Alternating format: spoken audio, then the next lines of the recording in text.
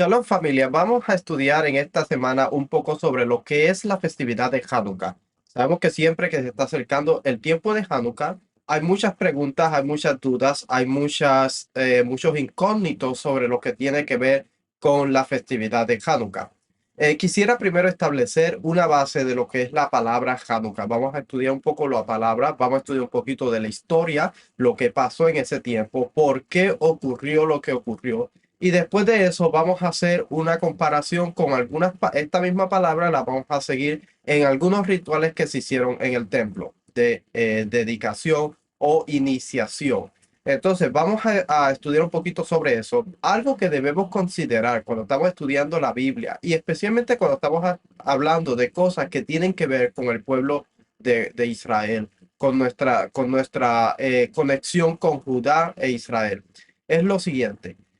Debemos recordar que muchas de las cosas que Israel instituye legalmente no pueden ser fuera de un ámbito legal. Esto es importante porque cuando nosotros vamos a ver la festividad de Hanukkah, está basado en algo legal y algo bíblico. Entonces, nosotros tratar de descartar o rechazar o decir, no, eso no hay que hacerlo, entonces nosotros estamos rechazando un principio bíblico de algo que se debe hacer para establecer el altar. Y eso es algo importante y vamos a ver en el capítulo 7 y 8 y 9 del libro de Levíticos, que nos habla sobre lo que es la dedicación de Aarón y sus hijos, lo que es la iniciación del altar por primera vez y cuando el altar es apto para que entonces se puedan traer ofrendas sobre él. Entonces es un principio bíblico de un mandato que Dios le dio al pueblo de Israel. Por ejemplo, el libro de Éxodo, cuando nosotros vamos al libro de Éxodo, vamos a ir aquí al libro de Éxodo rapidito, capítulo 25, y la mayoría de las cosas que nosotros vamos a estar estudiando tienen que ver con el templo. Es importante que nosotros, por eso, estudiemos el templo y comprendamos un poco algunas de las cosas y la legalidad especialmente de las cosas que tienen que ver con lo que es el ámbito del templo. Recuerde, si nosotros utilizamos lo que es la metodología de mi maestro Rico Cortés, vamos a ver que hay distintas esferas. Algunas cosas tienen que ver con los convenios, justicia y bondad, honor y vergüenza, nueva creación, orden y espacio sagrado. Hanukkah tiene que ver con lo que es el espacio sagrado y el templo de Dios. Y más adelante vamos a entender un poquito más el por qué. Pero vamos a ir al libro de Éxodo, capítulo 25 y versículo 8, que nos dice, y de aquí parte todo nuestro estudio, parte de aquí. Dice, y que hagan un santuario para mí, para que yo habite entre ellos. En este momento, la orden de establecer un santuario o un espacio sagrado en medio del pueblo es dada por Dios. Dios le pide al pueblo que establezca un lugar para que Dios pueda habitar en medio del pueblo de Israel y para separar ese espacio para que sea un espacio sagrado. Cuando nosotros entendemos los rituales que tienen que ver con el templo y cómo se purificaba y se mantenía ese espacio alejado de cualquier contaminación y cuando había una contaminación, cómo había que eliminar esa contaminación lo antes posible para que no trajera caos sobre el pueblo de Israel. De hecho, nosotros vamos a ver eso con la historia de Fineas o Pinjas. Cuando hay un pecado moral dentro del campamento, eso afecta el templo, por ende hay que eliminarlo. Entonces Fineas o Pinjas coge lo que es una espada o una lanza y atraviesa a estas dos personas que están trayendo un pecado moral y están desecrando el espacio sagrado, contaminando el espacio sagrado por el pecado moral que ellos están haciendo. Pinjas hace este tipo de trabajo de eliminar esto que contamina el altar para que no traiga caos sobre el pueblo. Lo vamos a ver en otras ocasiones, cuando habla en contra de Moisés, cuando se queja el pueblo. Ellos están cometiendo una transgresión que contamina el espacio sagrado y trae una consecuencia sobre todo el pueblo, no solamente sobre los culpables, sino también contra aquellos que, aunque no son culpables, están dentro del pueblo, porque recuerde que el pueblo es colateral. Entonces dice aquí, conforme a todo lo que te voy a mostrar, conforme al diseño del tabernáculo y el diseño y al diseño de todo su mobiliario, así lo haréis. Entonces, nosotros sabemos que el que está hablando en este momento es Dios. Dios le está diciendo a Moisés que debe construir un santuario para que Dios habite en medio de ellos y le está dando el patrón. Vuelvo aquí a la pantalla y cuando nosotros estudiamos la palabra diseño, vamos a encontrar lo que es la palabra tafnit. La palabra tafnit es, por ejemplo, un patrón, una construcción, un diseño, una réplica, un plano, una forma, una imagen, como las de clase, semejante o semejanza. Entonces estamos viendo, inclusive si nosotros vemos para acá, dice construir, develop o hacer un edificio, reconstruir. Cuando nosotros seguimos estudiando esta palabra y este versículo, nosotros sabemos que Dios le está dando a Moisés una orden específica de cómo debe construirse. Ahora, volvemos al tema de Hanukkah. Y tiene que ver, todo esto tiene que ver con Hanukkah. Cuando hay un problema, el libro de, eh, el libro de Levíticos, capítulo 1, Éxodo capítulo 40, libro de Levíticos 41, nos habla de cómo el pueblo debe acercarse a Dios. Cuando el pueblo haga una transgresión, debe traer una ofrenda al templo para poder purificar y eliminar esa transgresión que ocasiona una mancha. Hágase cuenta que hay una mancha que se pone en el altar cada vez que una persona comete una infracción a la ley o una transgresión a la ley. Esta mancha debe ser eliminada y limpiada, purificada. Porque si no se purifica, entonces ocasiona un problema mayor dentro de lo que es un espacio sagrado. Esto lo vemos en el libro de Génesis, capítulo 3, cuando Dios sacó a Adán y a Eva de lo que es el jardín, lo que es el espacio sagrado, por la contaminación. Si nosotros utilizamos lo que es la metodología, el templo, estamos viendo acá el templo y Dios. Dios y el templo. Cuando una persona quebranta el convenio a través de la ley, transgrede la ley, entonces la persona tiene que ser sacada de lo que es el espacio sagrado, porque la persona no está viviendo en un estilo de vida de santidad, un estilo de vida que refleje la vida, un estilo de vida que refleje el orden, un estilo de vida que merite que esta persona pueda estar dentro de lo que es Edén, ocasionando caos dentro de lo que es un espacio sagrado. Obviamente, Dios no puede permitir que haya un caos dentro del espacio sagrado, porque Dios no puede habitar en un lugar donde hay inmundicia. Entonces, por eso, Dios tiene que sacar la persona del espacio sagrado, ocasionando lo que es la muerte sobre la persona por su rebelión y el exilio. ¿Ok? Espero que eso se pueda, que se lo haya presentado de una forma entendible. Entonces, cuando nosotros estamos estudiando lo que es Hanukkah, tiene que ver exactamente con el proceso de la eliminación de algo que fue impurificado y la construcción de un nuevo altar y la dedicación, o perdón, o mejor dicho, la iniciación de este altar como un lugar apto para que se puedan traer las ofrendas a este lugar. Vamos a ver, vamos a leer acá. Eh, Dice Hanukkah. El término Hanukkah como nombre de esta festividad aparece por primera vez en lo que es Megilat Tanit y el texto del siglo I, en el que la festividad Hanukkah se instituye entre los días en los que estaba prohibido ayunar. No cabe duda, sin embargo, de que el término hebreo se utiliza en el texto hebreo original hoy perdido de Primero de Macabeos. Por ejemplo, el templo de Jerusalén, esto ahora estamos entrando a lo que es la historia. ¿Qué pasó y qué llevó a la contaminación del altar para que tuviera que haber una iniciación? Por cierto, el altar fue destruido por totalidad. No servía porque había sido profanado. Tuvieron que quitar las piedras y construir uno nuevo, una iniciación de un nuevo altar. Dice, el templo de Jerusalén había sido profanado y transformado en el centro de un culto pagano por orden del rey Antíoco IV, en 175 al 164.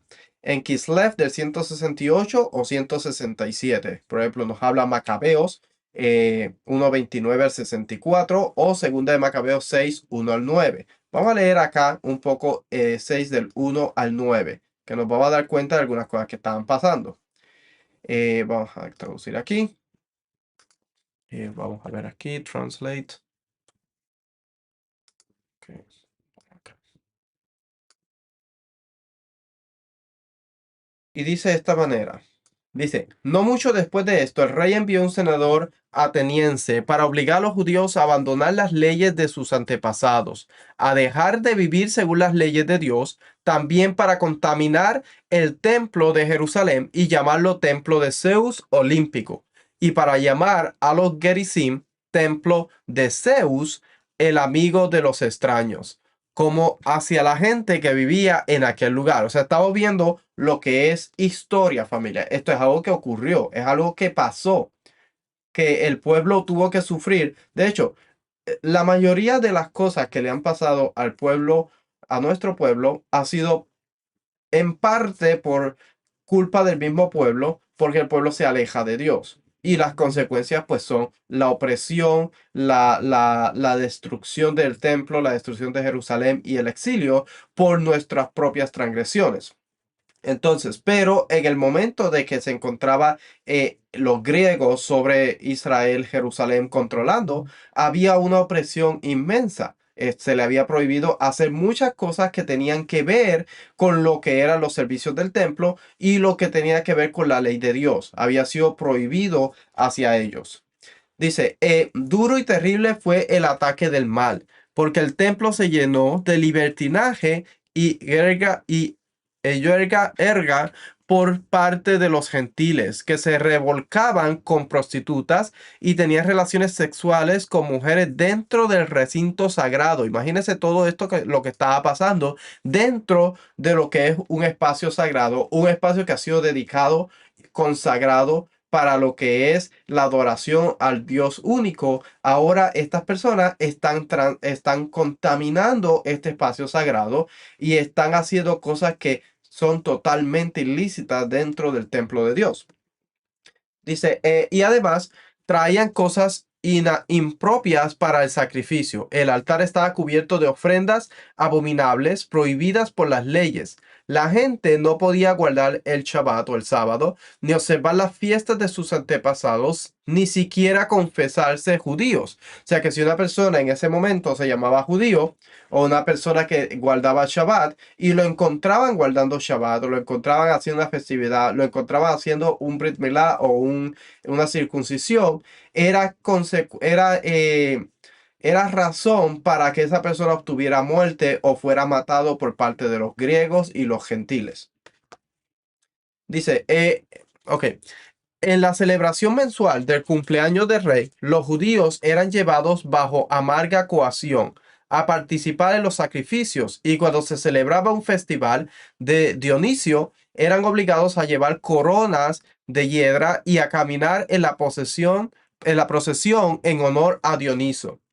A sugerencia del pueblo de Ptolemaida, se emitió un decreto a las ciudades griegas vecinas para que adoptaran la misma política hacia los judíos y les hicieran participar en los sacrificios y mataran a aquellos que no decidieran cambiar a las costumbres griegas. Se podía ver, por tanto, la miseria que les había sobrevenido. Por ejemplo, trajeron a dos mujeres por haber circuncidado a sus hijos. Las hicieron desfilar públicamente por la ciudad con sus bebés colgados del pecho, y luego las arrojaron de cabeza desde la muralla. Otros que se habían reunido en las cuevas cercanas para observar el séptimo día en secreto fueron delatados a Filipo y quemados todos juntos, porque su piedad les impedía defenderse. En vista de su respeto por ese día santísimo. O sea que había un problema, había un caos dentro de lo que era Jerusalén, la ciudad santa, el templo. Había una profanación. Entonces, vamos a volver a las notitas acá que tengo. Dice, el templo de Jerusalén había sido profanado, ajá, esto lo estaba viendo, y había sido transformado en un culto, en un centro de culto pagano, por orden del rey Antíoco cuarto. Vamos a ir acá. Ok, Antíoco cuarto o Epífanes. Aprovechando la inestabilidad del sacerdocio de Jerusalén, Jason, hermano de Onías, sobornó a Antíoco para que le apoyara como nuevo sumo sacerdote. prometiéndole 360 talentos al año y 80 talentos como pago de inicio y 150 adicionales para transformar Jerusalén en una polis helenística. O sea que estamos viendo inclusive, estamos viendo la corrupción. No solamente era no era solamente lo que estaba haciendo Antíoco, sino que también había corrupción dentro de personas que se supone que enseñaran la ley de Dios y mantuvieran los valores. Familia, esto es bien importante cuando nosotros estamos estudiando lo que es Hanukkah, porque Hanukkah tiene que ver todo lo que es los valores y lo que es aquella influencia que quiere entrar y eliminar, descartar, hacer que se olviden ciertos valores que tienen que ver con lo que es santidad, lo que es la pureza, lo que es la observancia al único Dios verdadero. Precisamente eso es Hanukkah. Eso fue lo que pasó precisamente en este momento.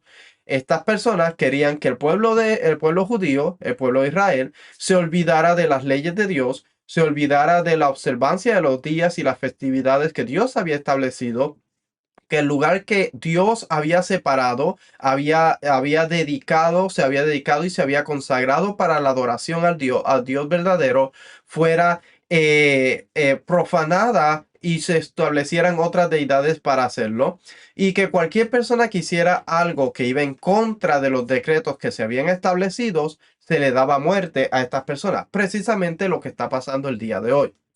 El sincretismo, lo que es algo bueno y algo malo, lo que es algo puro y algo impuro, tratando de mezclar las dos cosas para formar una unidad entre todas las personas, algo que es imposible, porque Dios no acepta sincretismo. Y si Dios no acepta el sincretismo, ¿por qué nosotros tenemos que aceptar que haya sincretismo? No, al contrario, nosotros debemos pararnos en contra de estas personas que quieren tratar de hacer un sincretismo de lo que es la ley, lo que son las festividades de Dios, lo que es el templo. Seguimos leyendo aquí un poquito más. Dice, ok, prometió tantos tributos a los selúcidas que empezó a vender vasos del templo. Dice, ok, vamos acá. Menalao, sin embargo, superó a Jason en la puja por el sumo sacerdocio. Prometió tantos tributos a los seleucidas que empezó a vender vasos del templo de Jerusalén, lo que desencadenó una revuelta. O sea que esta persona, Menalao, empezó a vender cosas que eran consagradas. Algo que nosotros vamos a ver en el capítulo, me parece que vamos a ir al capítulo 4 del libro de Daniel. Y es interesante porque precisamente pasó lo mismo en este evento, que el rey Belsasar empezó a utilizar lo que eran los vasos, creo que es el capítulo 4, no, 5 será, ajá, 5, que empezó a traer los vasos. Leemos aquí, Daniel capítulo 5, dice, el rey Belsasar dio un gran banquete a 1000 de sus nobles y en presencia de los 1000 se puso a beber vino. Mientras saboreaba el vino, Belsasar ordenó a traer los vasos de oro y plata que Nabucodonosor, su padre, había sacado del templo que estaba en Jerusalén, para que bebiera en ellos el rey y sus nobles, sus mujeres y sus concubinas. Entonces trajeron los vasos de oro que habían sido sacados del templo, la casa de Dios que estaba en Jerusalén, y el rey y sus nobles, sus mujeres y sus concubinas bebieron en ellos. Bebieron vino y alabaron a los dioses de oro y plata, de bronce, hierro, madera, piedra. Y de pronto, pues ya vamos a ver más tarde en la historia, siga leyendo el capítulo, que llega una mano, aparece una mano y escribe algo en la pared. Viene Daniel y Dios le dice al final de este capítulo que Dios ha eliminado el reino, lo ha quitado. Leemos acá el versículo 25. Fue trazada 26. Esta es la interpretación del escrito. Menes, Dios ha contado tu reino y le ha puesto fin. Tekel ha sido pesado en balance y hallado falto de peso. Pérez, tu reino ha sido dividido y entregado a los medos y persas, porque él estaba utilizando algo que era consagrado. Parte de su error fue adorar todos esos dioses y no acordarse del único Dios verdadero. Y estaba tomando en vasos que habían sido utilizados para algo específico, consagrado y dedicado para el servicio del templo. Cualquier persona que tocara eso estaba profanando y estaba usando algo que era consagrado, jerem, era consagrado para Dios o dedicado para Dios, mientras que una persona que hace algo en contra de algo que está consagrado, ya sea para destrucción o para Dios, separado para Dios, y comete la transgresión, entonces se convierte en lo que es Ma'ar. Ma'ar es la transgresión, la consecuencia, lo que hace la persona en contra de algo que es consagrado y sagrado y dedicado para Dios. Por eso es que Belsasar, la consecuencia fue la destrucción de su reino, sacado de su reino, porque él había cometido transgresión a algo que Dios había dedicado para otra cosa, para su servicio. Dice, y aquí están haciendo lo mismo. Esta persona está vendiendo vasos del templo de Jerusalén, algo que es consagrado para Dios. No puede tener otro uso, sino el uso para Dios nada más. Tras hacer campaña en Egipto en el año 168 AC, Antíoco IV intentó resolver la disputa entre Jason y Menelao en Jerusalén. Sin embargo, durante el compromiso de Antíoco con Egipto, Jason intentó tomar Jerusalén y finalmente se vio obligado a huir.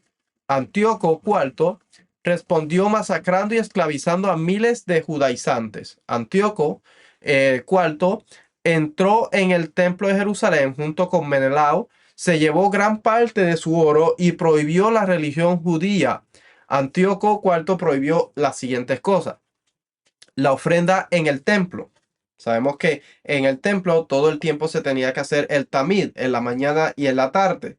Cuando nosotros estudiamos el libro de Daniel, capítulo, creo que es el capítulo 11, algunos eruditos lo comparan con este evento que pasó en el tiempo de los macabeos, porque el servicio del tamid fue eliminado, se dejó de hacer.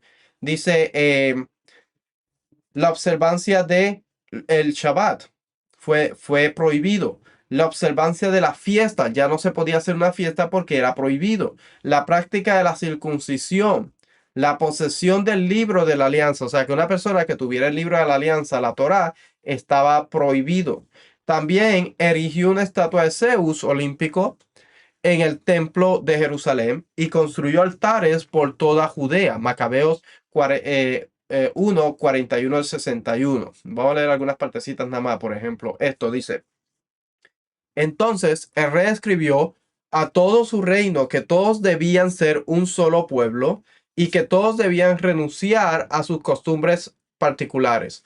Todos los gentiles aceptaron el mandato del rey. Muchos incluso de Israel adoptaron de buen grado su religión, sacrificaban a los ídolos y profanaban el sábado. O sea que inclusive muchos judíos adoptaron esta posición. Esto es interesante porque siempre esto ha pasado. El pueblo se ha asimilado a otras costumbres, a otras naciones, y ese siempre ha sido el problema de nuestro pueblo, la asimilación y el sincretismo de las cosas. Por eso es que siempre viene juicio divino, porque cuando se crea un sincretismo entre lo que es santo y lo que es profano, hay un problema y trae caos.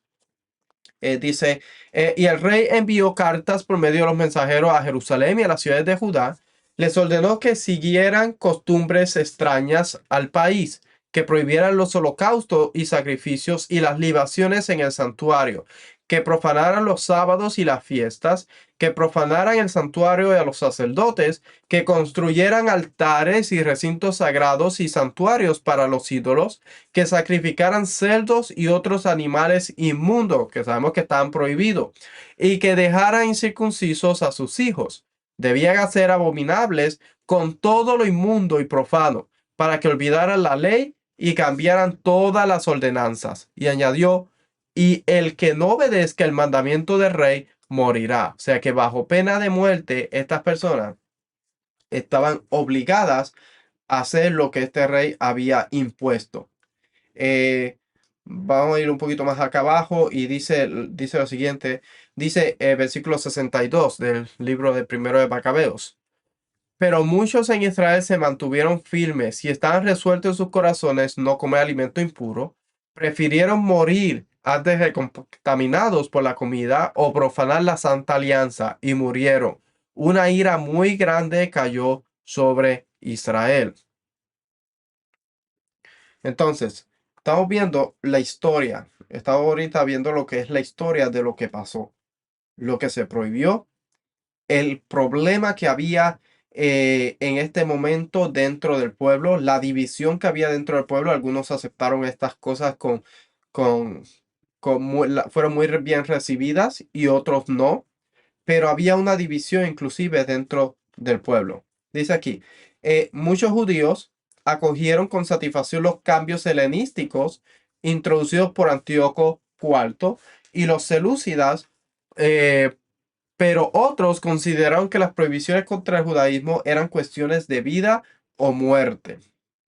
Ahora, la Biblia, por ejemplo, lo que está diciendo ahorita, muchos eruditos sostienen que las visiones, por ejemplo, en el capítulo 7 al 12, fueron compuestas hacia el 160 durante el conflicto entre macabeos y los selúcidas.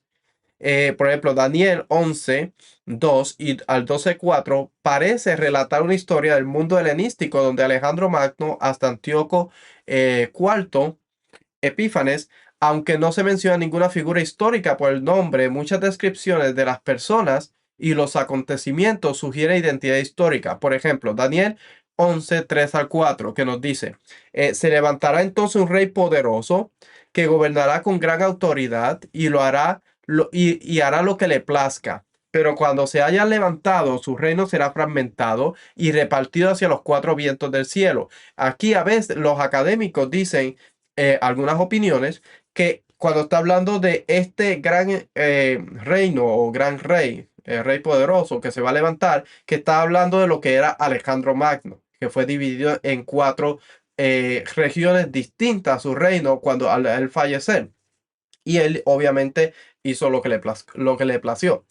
Dice, pero cuando se haya levantado su reino, será fragmentado y repartido hacia los cuatro, ok, no a sus descendientes, ni según el poder del que ejerció. O sea, que no fue distribuido su reino hacia los descendientes. Eso lo vemos exactamente pasó con Alejandro Magno. Las distintas personas que siguieron reinando en esos cuatro lugares no fueron descendientes de Alejandro Magno, sino que eran otras personas. Y los académicos por eso lo comparan. Dicen, ni según el poder que ejerció, pues su reino será arrancado y dado a otro fuera de ellos. Entonces el rey del sur se hará poderoso y uno de sus príncipes se hará más poderoso que él y dominará su dominio sobre un gran dominio. Ok, ahí. Por ejemplo,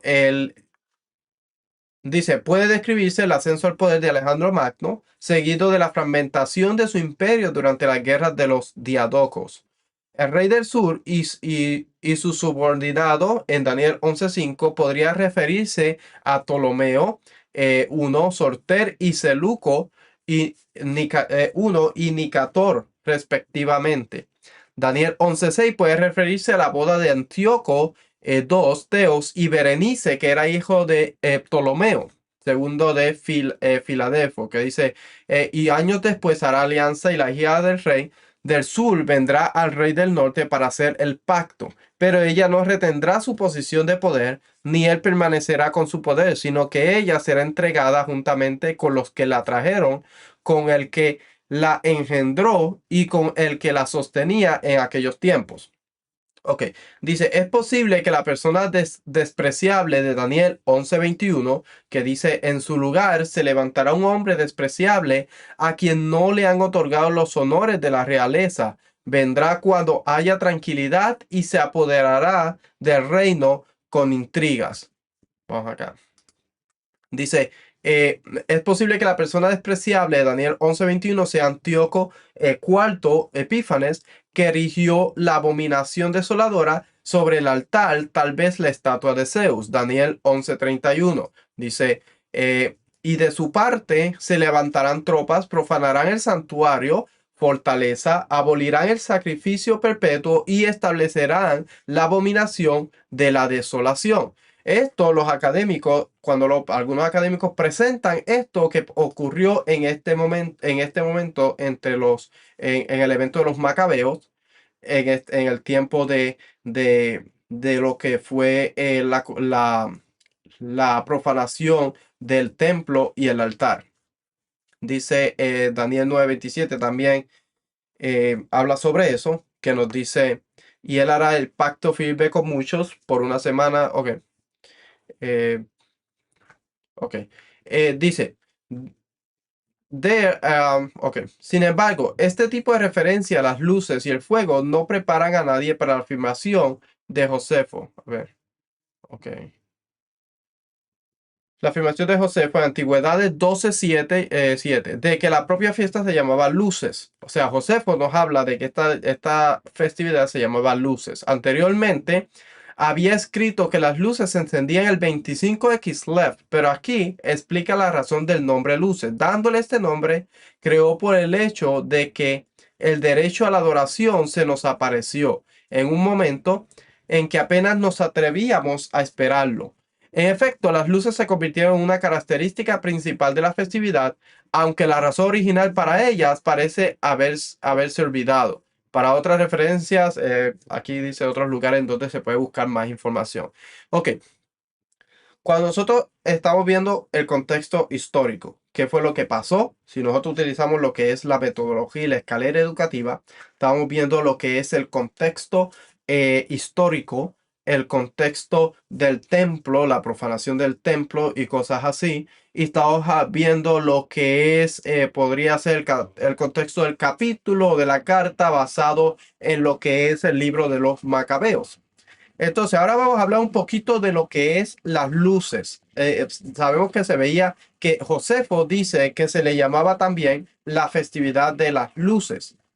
Cuando nosotros vamos al libro de Juan, capítulo 10, versículo 22, nos dice que Yeshua estaba en Jerusalén en la fiesta de la dedicación. Ahora nos da un periodo y un tiempo, nos da ahora en dónde, en qué parte del año se encontraba en Yeshua en este momento. Por ejemplo, dice versículo 22, en esos días se celebraba en Jerusalén la fiesta de la dedicación.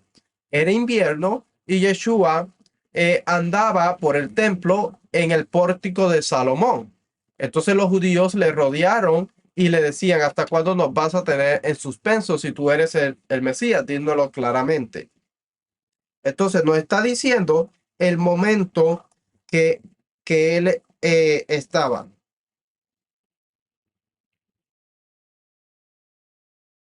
Que el momento donde él estaba, qué festividad se encontraba. La fiesta de lo que es la dedicación.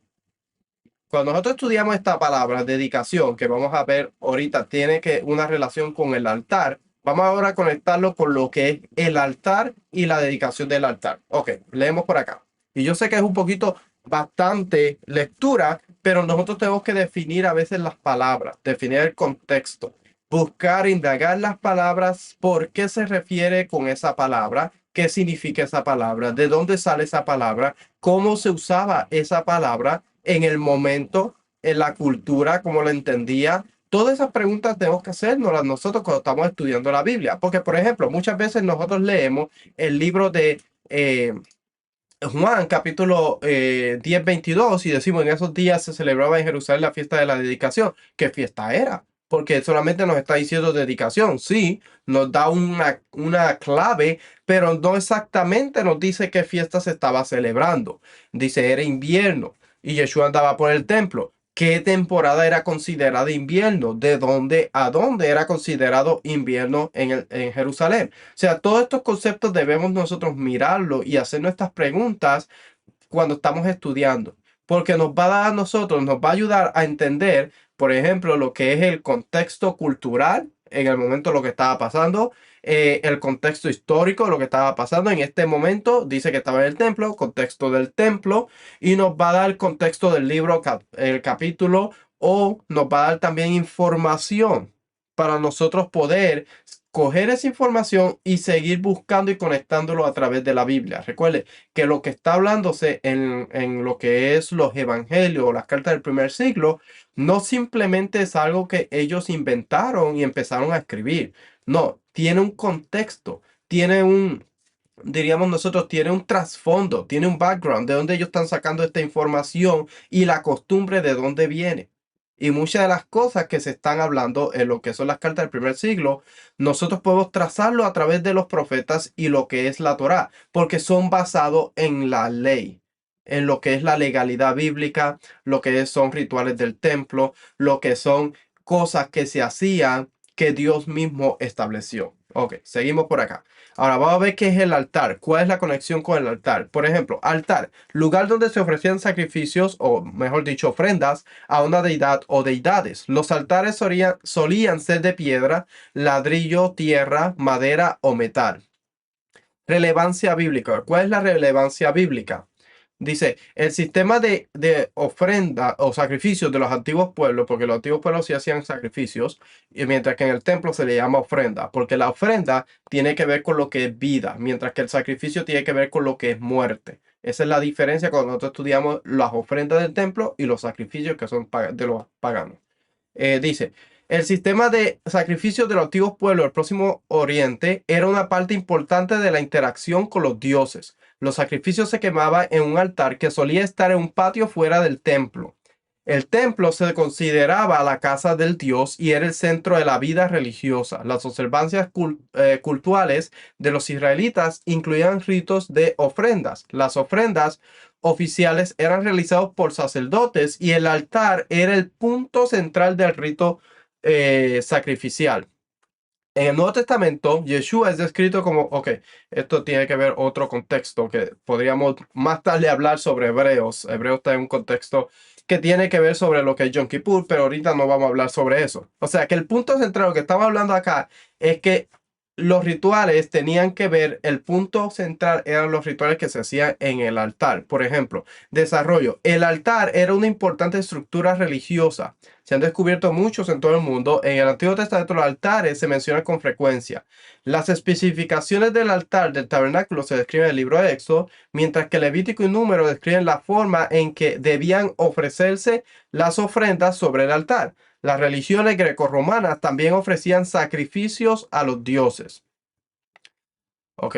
En el antiguo Próximo Oriente, en el antiguo Oriente Próximo se ofrecían sacrificios para ganarse el favor de los dioses. Los altares se construían a menudo con piedras grandes o pequeñas, sin labrar o con adobes. La mayoría eran rectangulares y muchos tenían cuernos en las esquinas, posiblemente para sujetar el animal.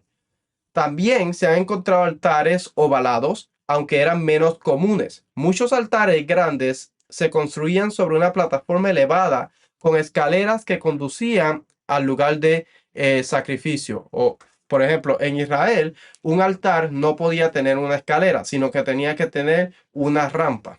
Esa era la diferencia. Eh,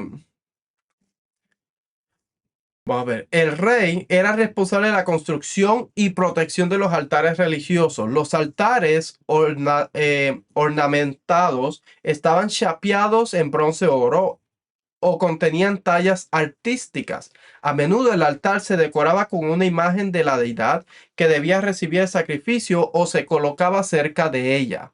En el antiguo Próximo Oriente los altares también podían ser independientes de un lugar oficial del culto. O sea que en el antiguo Medio Oriente se le hacía una imagen al altar o se ponía una imagen cerca de ese altar. Por ejemplo, cuando nosotros estudiamos la historia de los macabeos, él puso una imagen de la deidad y luego profanaron el altar. En ese momento ellos estaban haciendo dentro un altar que era dedicado hacia Dios. Ellos están haciendo un sacrificio inclusive de lo que es cerdo para lo que es la deidad de ellos, la deidad olímpica de los grecorromanos.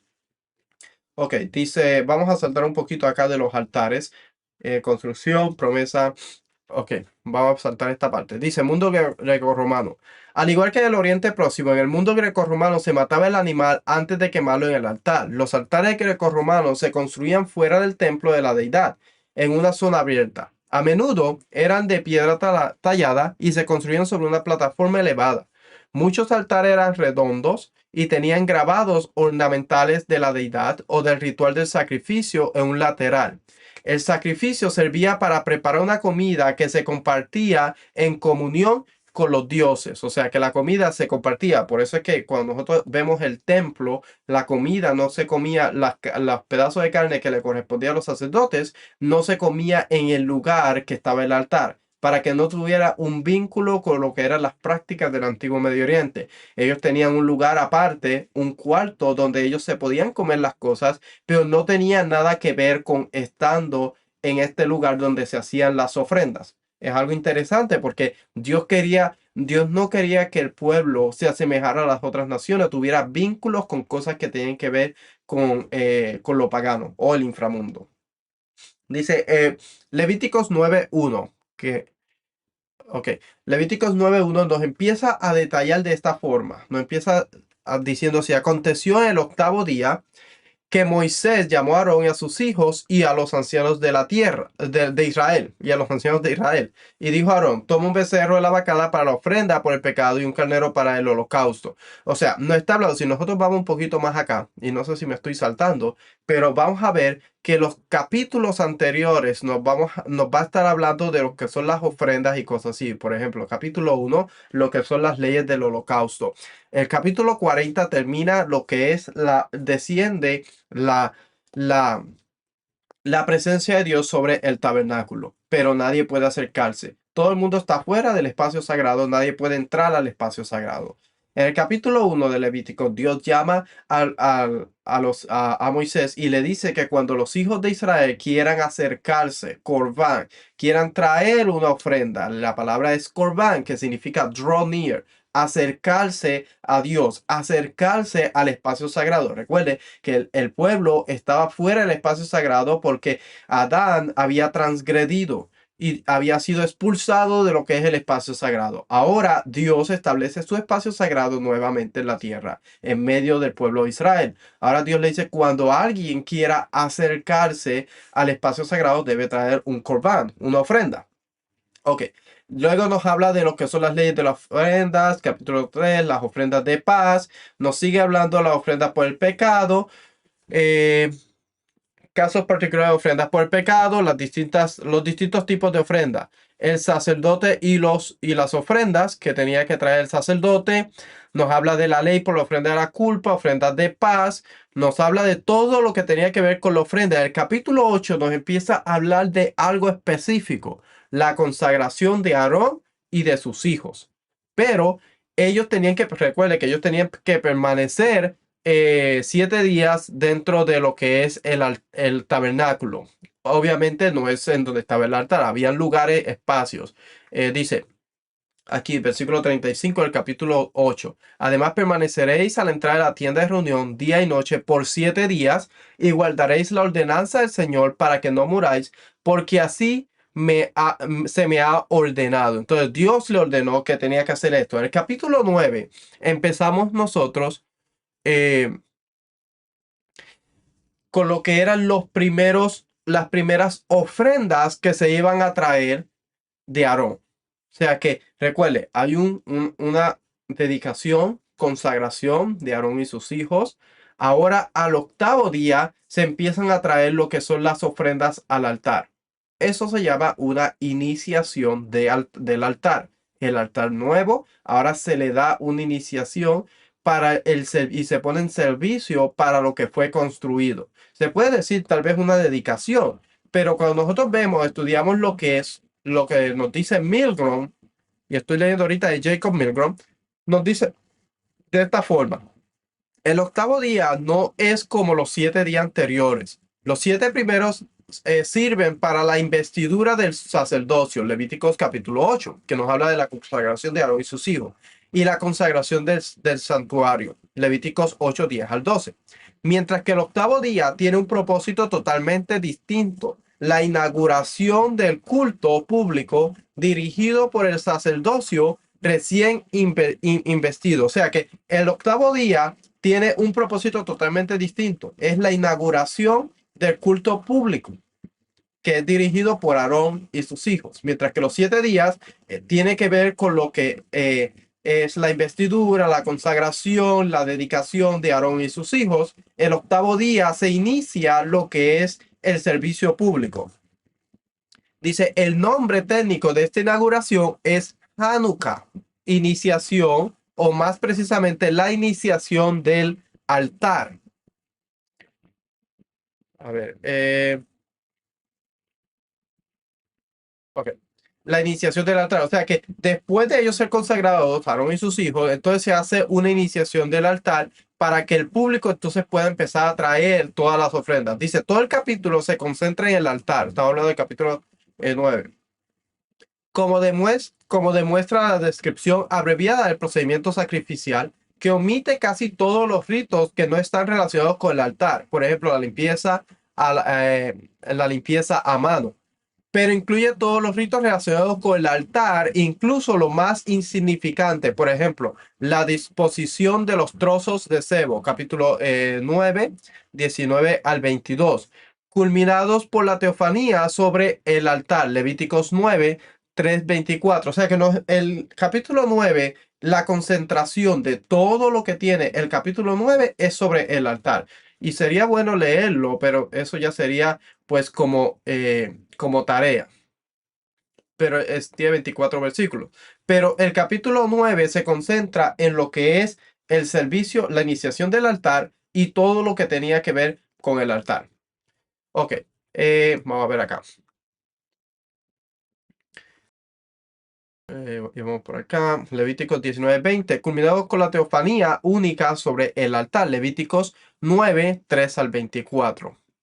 Dice, la etimología de este término, Hanukkah, su relación con los regalos de los jefes, Números capítulo 7, y el paradigma de esta celebración de 8 días. O sea que la celebración de Hanukkah para la iniciación de lo que es el altar por primera vez tiene que ver con lo que es Hanukkah. O sea que nosotros estamos viendo que Hanukkah no solamente tiene un principio en lo que fue en el tiempo de los macabeos, sino que su principio es bíblico y es establecido por Dios mismo para cuando se va a iniciar el servicio de un altar por primera vez. Seguimos acá. Temas relacionados, por ejemplo, investidura de Aarón, Levíticos 8, 1 al 7, la investidura de los hijos de Aarón. La ceremonia de una semana se centraba en la investidura de los sacerdotes. Un altar apto para oficiar en él. El servicio del octavo día marca la inauguración del culto público en el que todas las ofrendas desempeñan un papel. Un altar apartado. La teofanía puede descender. No se puede exagerar la importancia de la teofanía en el tabernáculo recién consagrado. Hace del tabernáculo el equivalente del monte Sinaí. La presencia de Dios se manifestaba en ambos lugares. Levíticos capítulo 9:4. Que dice así, dice, y un buey, un carnero por la ofrenda de paz para ofrendar delante del Señor, y una ofrenda de cereal mezclado con aceite, porque hoy se aparecerá el Señor a vosotros. O sea, está hablando de lo que es la iniciación del altar, tiene que ver con el altar. De hecho, si nosotros leemos por acá, por ejemplo, versículo 9. Versículo 8 dice, se acercó pues Aarón al altar y degolló el becerro de la ofrenda por el pecado, que era por sí mismo, y los hijos de Aarón le presentaron la sangre, y él mojó su dedo de la sangre, puso parte de ella sobre los cuernos del altar y derramó el resto de la sangre al pie del altar, después quemó sobre el altar. O sea, todo tiene que ver con lo que es la iniciación del servicio en el altar. Ok, seguimos por acá. Dice Éxodo 20:18. Dice, y todo el pueblo percibía los truenos y relámpagos, el sonido de la trompeta y el monte que humeaba, y cuando el pueblo vio aquello, temblaron y se mantuvieron a distancia. Está hablando de lo que es el mismo evento, pasó en el tabernáculo también. Ok, también puede leer versículo 24, 10 y 11. No obstante, el código sacerdotal ha equiparado las dos teofanías en su suplemento al relato sinaítico que relata que el cabot o la gloria de Dios, el fuego envuelto en la nube, se hizo visible en Sinaí. Éxodo 24:17, al igual que posteriormente la inauguración del tabernáculo. Por ejemplo, Éxodo 24:17 dice, a los ojos de los hijos de Israel, la apariencia de la gloria del Señor era como el fuego consumidor sobre la cumbre del monte. Levíticos 9:6 dice, y Moisés dijo, esto es lo que el Señor ha mandado que hagáis para que la gloria del Señor se aparezca en vosotros. Versículo 23, y Moisés y Aarón entraron en la tienda de reunión, y cuando salieron bendijeron al pueblo, y la gloria del Señor apareció a todo el pueblo. Versículo 24, y salió fuego de la presencia del Señor, que consumió el holocausto y los pedazos de cebo sobre el altar. Al verlo, todo el pueblo gritó y se postró sobre tierra. El altar fue iniciado y dedicado, consagrado y aprobado por Dios como un lugar apto para que se pudieran llevar las ofrendas. Eso es lo que representa Hanukkah. Eso es lo que tiene que ver con Hanukkah. Lo que es la iniciación de un altar que sea apto para el servicio a Dios. El tabernáculo, en efecto, se convierte en un Sinaí portátil, una garantía de la presencia permanente de la deidad en medio de Israel. Ok, vamos a leer un poquito acá. Dice, en Israel el arca, sede simbólica de la divinidad, se instala. Primero, vamos a saltar esto aquí. Ok.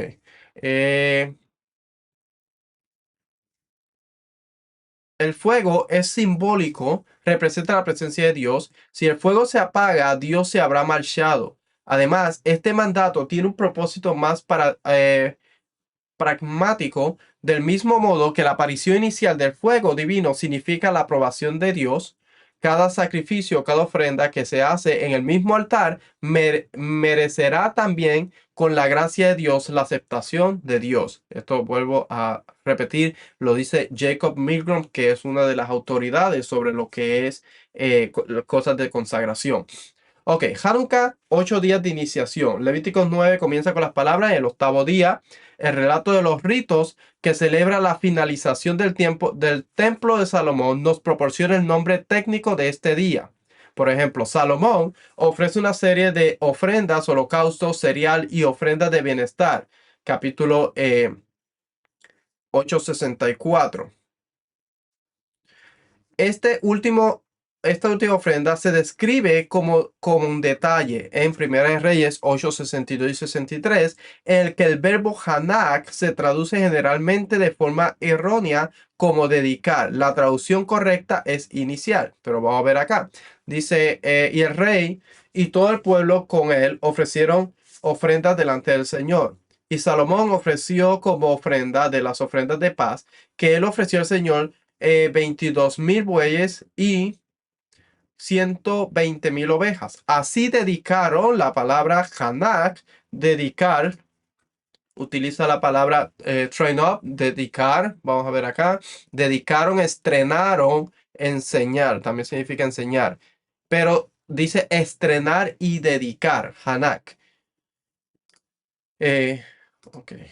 Dice, dedicaron la casa del Señor, el rey y todos los hijos de Israel. Aquel día el rey consagró la parte central del atrio que está delante de la casa, pues allí ofreció el holocausto de la ofrenda de cereal y por ahí sigue.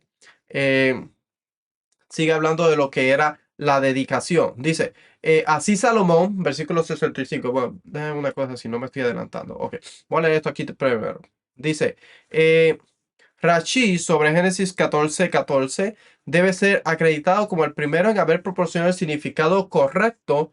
La palabra Hanak significa introducir a una persona o cosa por primera vez. O sea que la palabra Hanak o Hanukkah viene de la palabra Hanak, es de la raíz Hanukkah y Hanak ¿cómo se llama? Se conectan una con la otra. Y si nosotros estudiamos la palabra Hanak, tiene que ver con lo que es la introducción, introducir algo por primera vez o algo que se hace por primera vez. Dice, la palabra Hanak significa introducir a una persona o cosa por primera vez en alguna ocupación particular en la que se pretende que él o ella permanezca de forma similar. Ok, números 7:84. Dice, esta fue la ofrenda de dedicación del altar. Cuando nosotros estudiamos la palabra dedicación, aquí va a utilizar la palabra Hanukkah. Dedicación, Hanukkah, aquí ofrenda, dedicación, ceremonia de dedicación. Aquí está la palabra Hanukkah. Hanukkah, Dedicación, consagración. Hanukkah, Dedicación o consagración. O sea que estamos viendo nosotros en el libro de Números que aparece la palabra Hanukkah. O sea que la palabra Hanukkah, la festividad de 8 días, no es algo nuevo para el tiempo de los macabeos. Es un protocolo que se tiene que hacer basado en el templo y basado en lo que Dios estableció en el capítulo 9 del libro de Levíticos. Cómo debía consagrarse el altar, cómo debían consagrarse y dedicarse los hijos de Aarón, y luego el altar, cómo se iba a iniciar al octavo día. Es algo, un mandato dado por Dios. Esta fue la ofrenda de la dedicación del altar presentada por los jefes de Israel cuando lo ungieron, 12 fuentes de plata. Ok, por ahí sigue hablando lo que ellos presentaron. Dice número 7:10, nos habla de lo mismo. Y los jefes presentaron la ofrenda de dedicación del altar el día que fue ungido. Aquí la palabra que utiliza...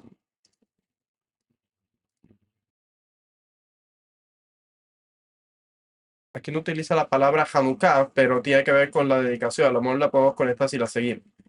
11. Esto fue el Señor presente en su ofrenda. Ok, dedicación del altar. El 11, el 84, ya lo leímos. 88 dice, habla de todas las ofrendas que trajeron para la dedicación del altar. Aquí utiliza la palabra Hanukkah, dedicación, consagración.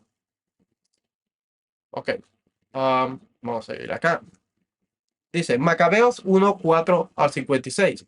Nos habla de lo mismo. Dice, entonces Judas y sus hermanos y toda la asamblea de Israel determinaron que todos los años en esa época se observara con gozo la alegría, eh, los días de dedicación del altar, con gozo y alegría los días de dedicación del altar durante 8 días, comenzando con el día 25 del mes de Kislev. Ahora, sabemos nosotros, eh, vamos a ir un poquito más arriba. Vamos a ir al 41. Vamos a leer un poquito acá. Dice, entonces Judas destinó hombres para luchar contra los de la ciudad hasta que hubo limpiado el santuario. Escogió sacerdotes intachables y devotos de la ley, y ellos limpiaron el santuario y trasladaron las piedras profanadas a un lugar impuro. Deliberaron qué hacer con el altar de los holocaustos que había sido profanado, y pensaron que lo mejor sería derribarlo para que no fuera una vergüenza duradera para ellos que los gentiles lo hubieran profanado. Así derribaron el altar y almacenaron las piedras en un lugar conveniente en la colina del templo hasta que un profeta viniera a decirles qué hacer con ellas. Entonces tomaron piedras sin labrar, como manda la ley, y construyeron un altar nuevo como el anterior. También reconstruyeron el santuario y el interior del templo y consagraron los atrios. Hicieron nuevos vasos sagrados e introdujeron en el templo el candelabro, el altar de incienso y la mesa. Luego ofrecieron incienso sobre el altar y encendieron las lámparas del candelabro que alumbraban el templo. Pusieron el pan sobre la mesa y colgaron las cortinas. Así terminaron todo el trabajo que habían emprendido. Y mire lo que dice acá interesante. Así terminaron todo el trabajo. Lo mismo que se utiliza, el mismo vocabulario que se utiliza cuando se construye el tabernáculo, el mismo vocabulario que se usa cuando Dios crea a la humanidad, crea todo, hace toda la creación y termina. Y dice así, Dios terminó toda la obra. El mismo vocabulario. La fiesta de Hanukkah, como nosotros vemos, tiene que ver con lo que es la consagración, los 8 días que se hacían para que el altar fuera acto. Ok, dice acá, consagración sería totalmente erróneo, ya que el rito de la unción nunca se reintrodujo en el segundo templo. Dedicación sería erróneo porque Hanukkah significa iniciación del altar, precisamente lo que ocurrió en la época macabea y en todas las ocasiones precedentes. La palabra Hanukkah suele traducirse como dedicación, consagración, pero las palabras griegas que los traductores antiguos eligieron para traducirla sugieren la idea de renovación, restauración. Esta palabra griega, ekkaismo, Macabeos, ekainía, también la utiliza en el libro de Juan, capítulo 10, 22. Relacionado se encuentra en Macabeos. Esta asociada de términos hebreos y griegos concuerda con la práctica seguida en otros lugares de lo que es el Lexam, número 710, 1184, que habla de lo que es la palabra Hanukkah. Se convirtió más tarde en el pasaje de la Torá que debía leerse sobre Hanukkah, Megilat 3:6, Deuteronomio 25, y 1, Reyes y todos estos versículos. Nehemías 12:27 también nos habla de lo que es la dedicación de una muralla. Utiliza la misma palabra. Me parece que Hanukkah. A ver, dedicaron la palabra. Ajá, Hanukkah. La dedicación de la muralla que había sido hecha nueva. Eh, Dice, aunque las palabras en las dos lenguas no parecen tener exactamente los mismos significados. Ok, bueno, yo creo que hasta ahí llega lo que es el estudio sobre Hanukkah. No quise enfocarme tanto en Hanukkah porque realmente Hanukkah tiene un contexto. Nosotros sabemos que si leemos el libro de Macabeos completo nos vamos a dar cuenta de lo que pasó. Había una, y ya estudiamos un poquito sobre la historia. Pasaron unas cosas que el pueblo inclusive creó sincretismo. Muchas personas se unieron a lo que eran los griegos y adoptaron sus costumbres, mientras que hay unos que se pusieron fuerte en su postura en la adoración a Dios y quisieron preservar y guardar los valores establecidos por la ley de Dios. Pero Hanukkah tiene más que ver con lo que es la iniciación de lo que es un altar apto para que se pueda traer, para que el pueblo pueda traer ofrendas y adorar al Dios único, el Dios de Israel. Basado en el texto, o podemos decir el capítulo 9 del libro de Levíticos, donde Dios les ordena a Moisés que al octavo día ellos deben hacer ese ritual para que el altar quede consagrado, quede iniciado como un altar apto. O sea que más de lo que es, de hecho, lo leímos ahorita en el libro de Macabeo, que nos dice cómo ellos, lo que ellos hicieron.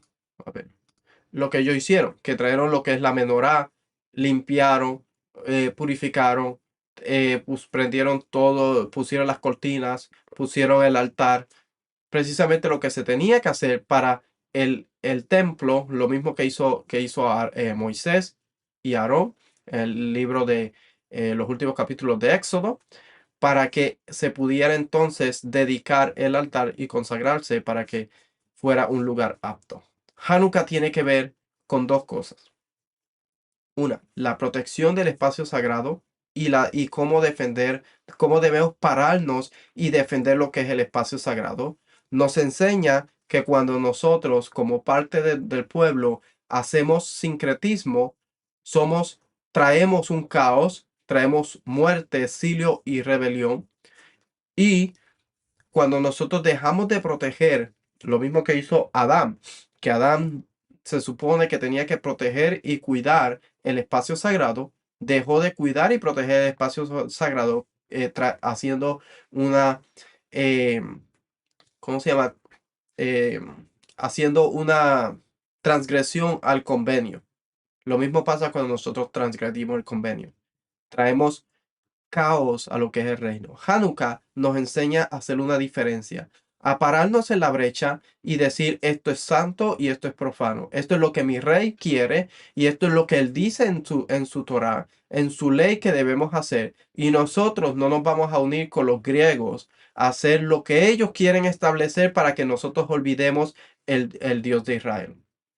Hanukkah tiene que ver con preservar el altar, la iniciación de un altar puro, un lugar apto para que se pueda adorar a Dios. Las personas que Dios ha establecido, en este caso eran de los macabeos, que eran linaje de Aarón, ellos podían limpiar y consagrar este espacio.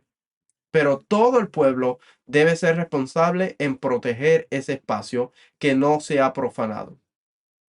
Hanukkah, sobre todo, tiene que ver con ese altar, con la construcción de ese altar, que yo sé que muchas veces se oponen a la construcción de un altar y la construcción del templo en estos días. Es un tema muy extenso, pero nosotros debemos pelear porque ese altar se construya. Nosotros debemos querer que ese altar se construya. Debe ser nuestro mayor deseo, porque ahí es donde nosotros vamos a encontrarnos con la presencia de Dios. Es ahí donde va a subir todo el pueblo a hacer las festividades. El no construir un altar, el no tener un templo, está haciendo que se mantenga ese tipo precisamente lo que quiso hacer los griegos, que se olvidaran de las festividades, que no tuvieran lugar a dónde ir, que no pudieran adorar a Dios de la forma que Él se merece. Espero que este estudio pueda ser de bendición para usted. Y si quiere más información, siempre puede ir y puede visitar nuestra página de mamarragel.org, donde ahí va a tener este estudio y otros más. Shalom.